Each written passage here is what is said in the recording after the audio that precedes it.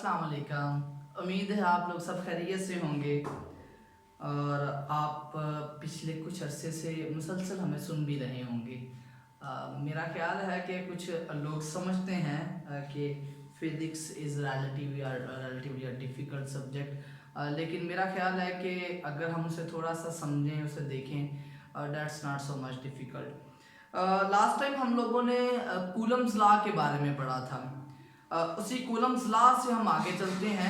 Coulomb's law आपके पास दो charge bodies के दरमियान फोर्स ऑफ अट्रैक्शन या फोर्स ऑफ रिपल्शंस की क्वांटिटेटिव मेजरमेंट्स के बारे में बताता है। क्वांटिटेटिव मेजरमेंट्स में हमें ये पता चलता है कि उनमें फोर्स की अट्रैक्शन या रिपल्शन कितनी है, और अगर आपने उनकी क्वालिटेटिव एनालिसिस करनी हो तो वो आप जस्ट चार्जेस के नेचर से बता सकते हैं कि ये अट्रैक्टिव है या नेचर है। अब इसी चीज़ को एक्सप्लेन करने के लिए कि how a charge attracts other charge, या वो कितने रीजन्स तक जो है वो चार्ज को अट्रैक्ट कर सकता है, तो हम इलेक्ट्रिक फील्ड के बारे में जो है वो यहीं पर ही बात कर लेते हैं। तो इलेक्ट्रिक फील्ड आप अगर हम बात करते हैं, electric field and electric field intensity, ये दो चीजें आज हम पढ़ रहे होंगे। इलेक्ट्रिक फील्ड आपके पास हम एक चार्ज ड्रॉ करते हैं। यहाँ पर मेरे पास एक चार्ज Q पॉजिटिव है और उसके गिर्द एक फील्ड है, एक रीजन है जहां तक वो किसी दूसरे चार्ज को अपनी तरफ अट्रैक्ट कर सकता है।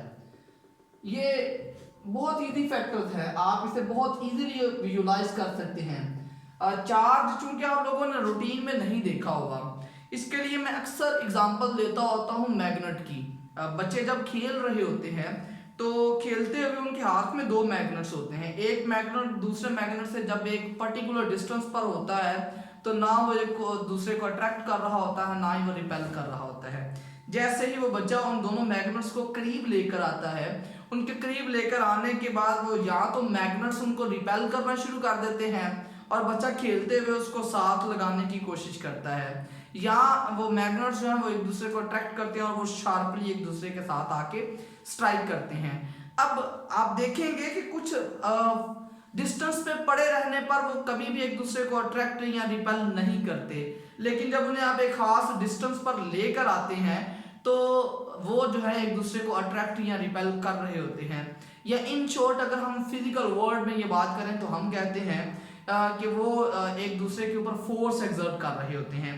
तो अब इलेक्ट्रिक फील्ड की अगर हम बात करते हैं तो मैंने यहाँ पर रेड डॉट्स बनाए हैं और इसे डिफाइन किया जा सकता है द रीजन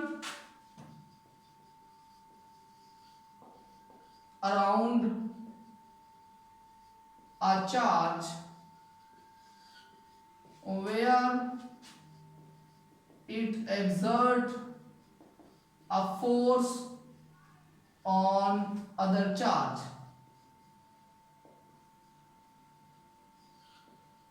तो इलेक्ट्रिक फील्ड की अगर हम बात करें तो इलेक्ट्रिक फील्ड हमारे चार्ज पार्टिकल के अराउंड एक ऐसा रीजन होता है जहां पर वो किसी दूसरे चार्ज पार्टिकल पर फोर्स एक्सर्ट कर सकता है। अब इलेक्ट्रिक फील्ड तो आपने देख लिया, अब इलेक्ट्रिक इंटेंसिटी की बात करते हैं। अब इलेक्ट्रिक इंटेंसिटी से क्या मुराद है? अब यहां पर एक चार्ज आप ले लेते हैं Q पॉजिटिव। Q पॉजिटिव जब उसके स्टार्टिंग पॉइंट पे होगा उस पर फोर्स बहुत कम लग रही होगी, लेकिन जैसे जैसे आप इस चार्ज को दूसरे चार्ज के करीब लेकर आ रहे होते हैं उस पर जो फोर्स की क्वांटिटी है वो बढ़ती जा रही होगी। तो इसका मतलब ये हुआ कि हम जैसे जैसे चार्ज के करीब करीब चलते जा रहे होते हैं, जो आप टेस्ट चार्ज है या दूसरा चार्ज जो उसके करीब लेकर आ रहे हैं उस पर फोर्स की जो क्वांटिटी है वो बढ़ रही है। इसका मतलब ये हुआ कि आपके पास इलेक्ट्रिक फील्ड की इंटेंसिटी इंक्रीज हो रही है। तो हम बहुत सिंपल वर्ड्स में इसकी बात करते हैं, इलेक्ट्रिक फील्ड इंटेंसिटी क्या होती है जी?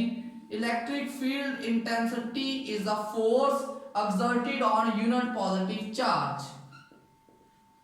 field intensity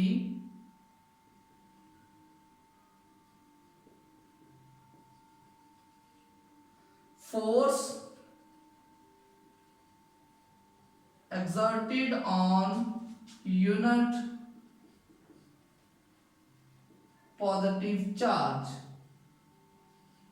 सो आप इसे E से ही रिप्रेजेंट करते हैं, that is equal to the force per unit charge. अब यहां पर जो आप चार्ज लिख रहे हैं, दिस इज टेस्ट चार्ज।